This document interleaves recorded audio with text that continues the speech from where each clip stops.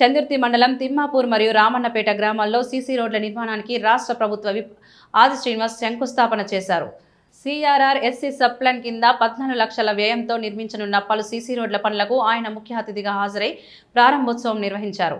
ఈ సందర్భంగా ప్రభుత్వ విప్ ఆది శ్రీనివాస్ మాట్లాడుతూ గ్రామాల్లో మౌలిక సదుపాయాల అభివృద్ధికి ప్రభుత్వం కట్టుబడి ఉందని, గ్రామీణ ప్రాంతాల్లో రహదారుల అభివృద్ధి ద్వారా ప్రజలకు రవాణా సౌకర్యాలు మెరుగుపడతాయని పేర్కొన్నారు.